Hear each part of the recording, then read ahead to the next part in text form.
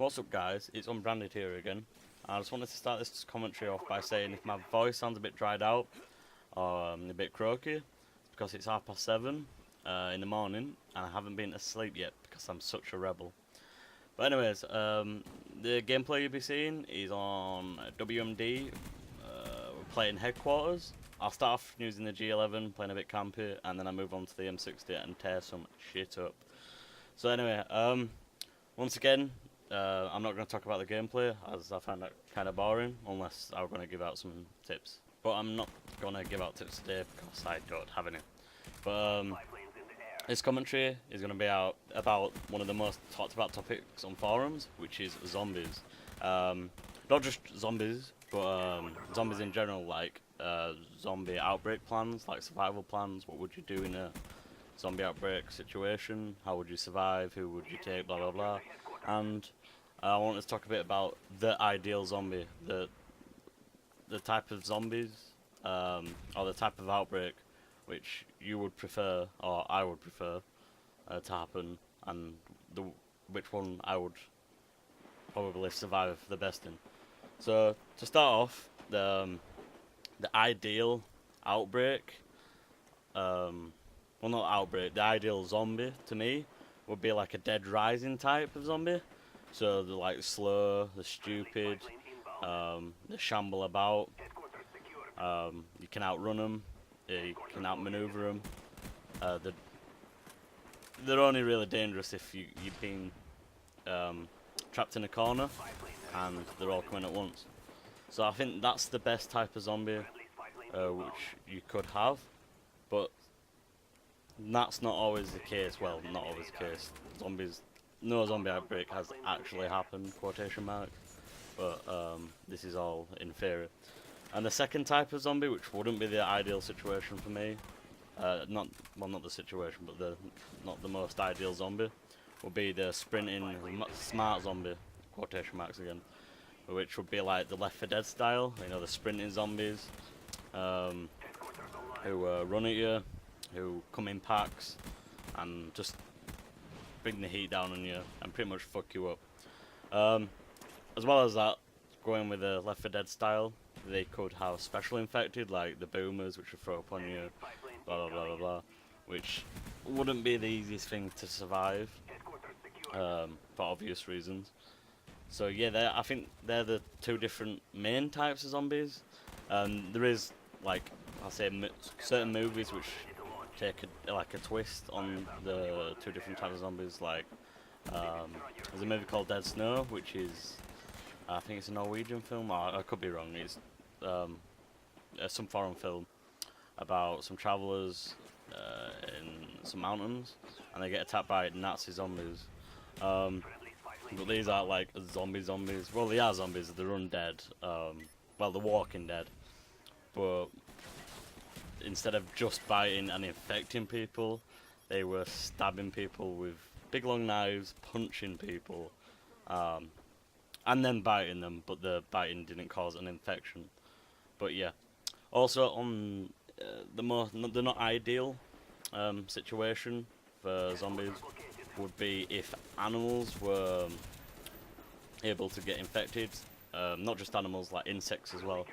So if you can imagine bees or wasps getting infected, and they could just take one sting to infect everybody, and that'll just cause, well, it'd just be impossible to survive.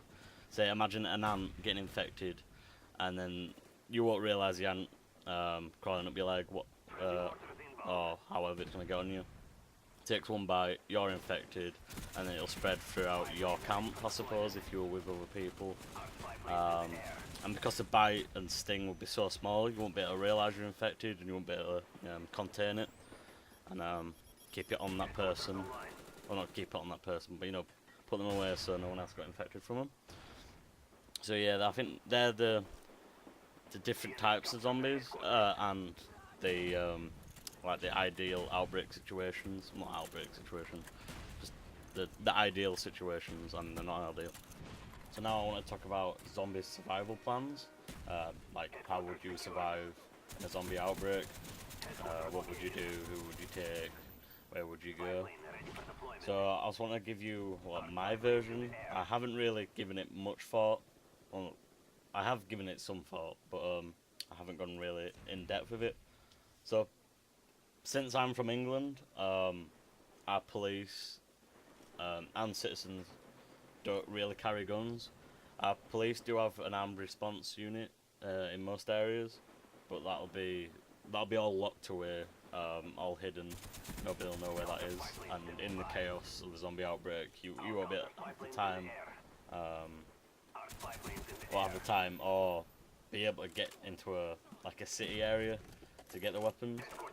So basically, if you live in the UK or anywhere else which doesn't allow guns by law, you're pretty much screwed, because, well, you could use melee weapons like an axe or a knife or a sword, but it's not ideal to go hand to hand with a zombie, since they only need one bite.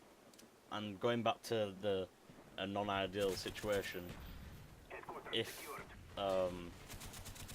it was just a blood drop which got in a corner of your eye, or a bit went in your mouth or up your nose or into an open wound, and then you get infected that way, melee weapons are just off limits, because if you hit a zombie with a baseball bat, more than likely it's going to explode with blood and it's going to go all over you, and more likely than not you're going to get infected by that way.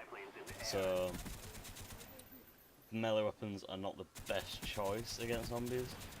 So as you can see, my chances of surviving a zombie outbreak are pretty slim at the minute. Not only that, I have a larger than life personality, quotation marks, or I could say I was a big boned, if you get what I'm hinting.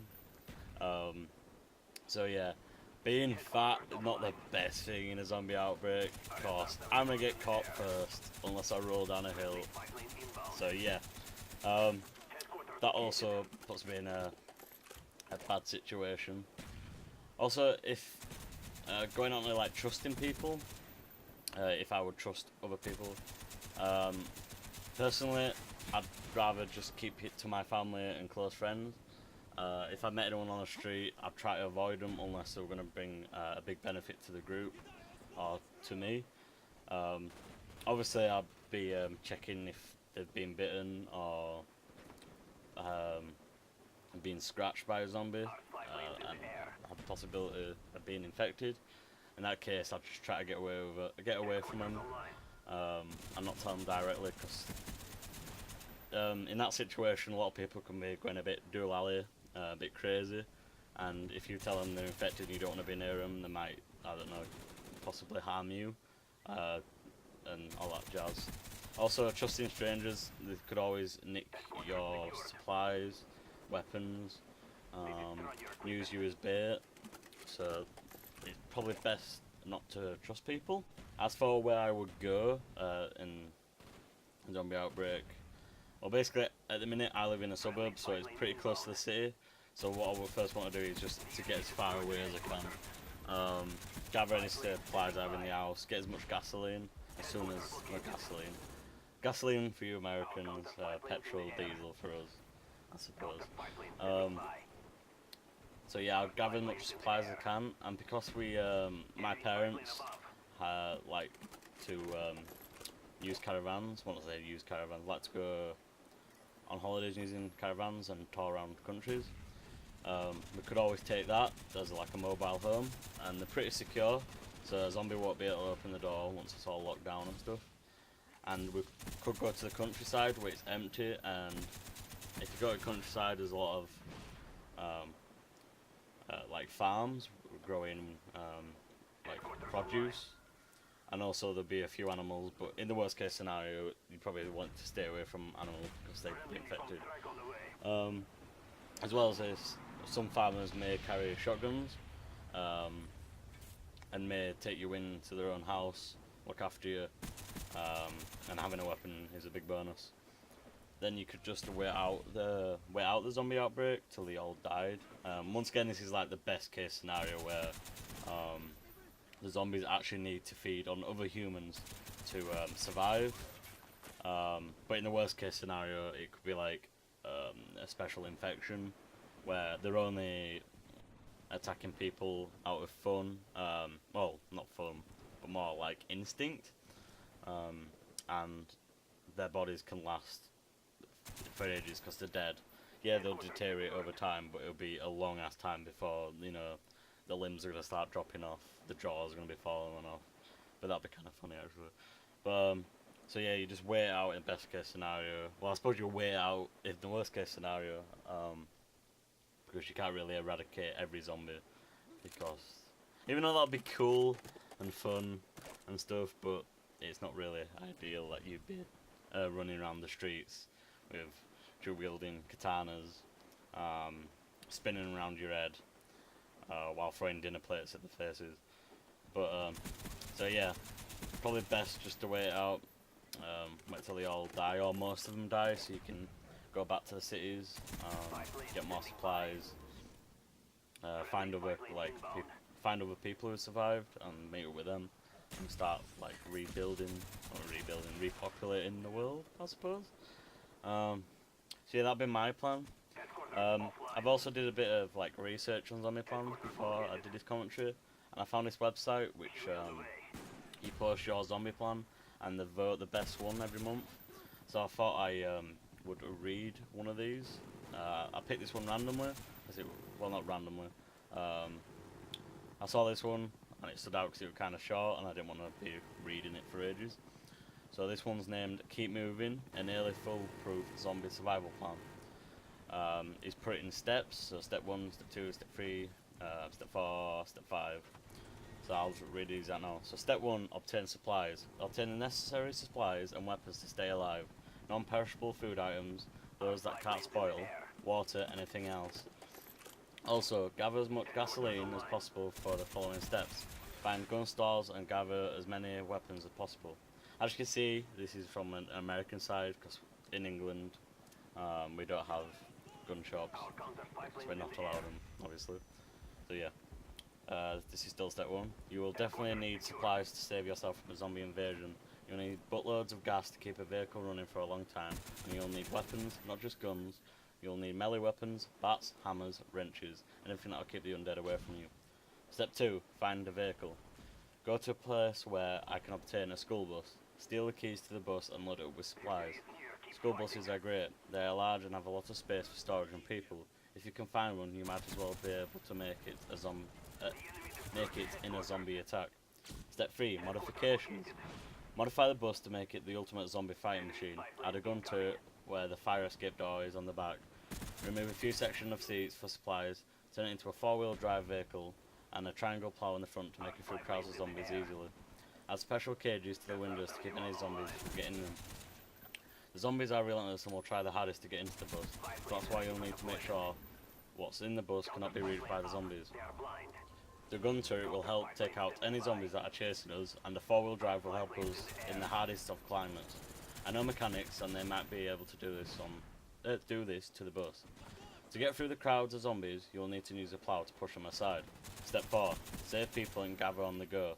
When I find a survivor, inspect them for traces of the infection.